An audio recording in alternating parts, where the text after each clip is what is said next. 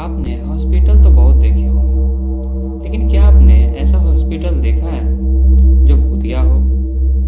जी हाँ, आज मैं ऐसे ही हॉस्पिटल के बारे में बात करने जा रहा हूँ जो पूरी तरह से भूतिया है और जहाँ की रात होते ही अजीबोगरीब घटनाएं होने लगती है। चलिए जानते हैं।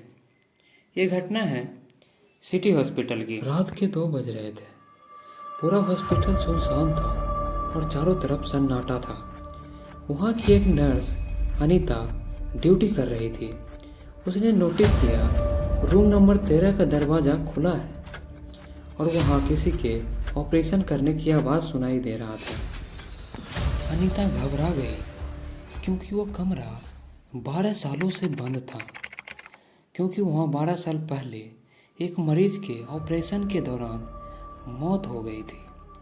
कुछ दिन के बाद उसी कमरे में डॉक्टर की भी मौत हो गई, लेकिन इसका राज किसी को नहीं पता।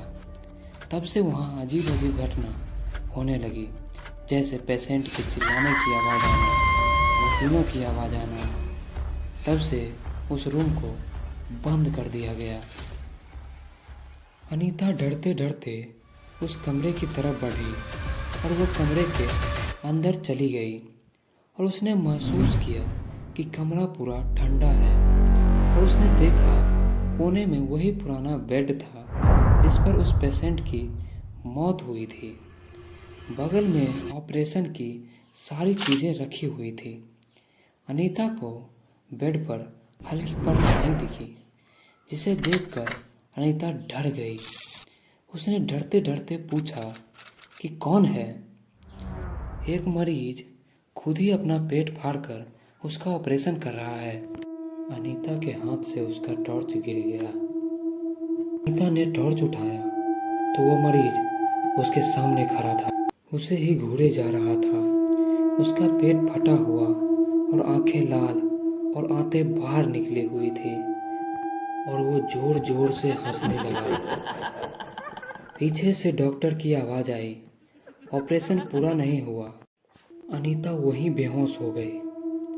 अगली सुबह जब उसकी आंख खुली तो बरामदे में थी और सब कुछ नॉर्मल था।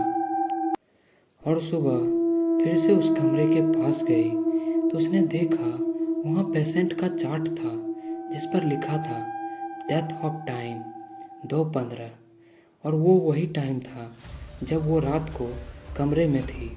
ये देखने के बाद बिना किसी को कुछ बताए हॉस्पिटल छोड़ दिया और आज भी रूम नंबर 13 बंद पड़ा है।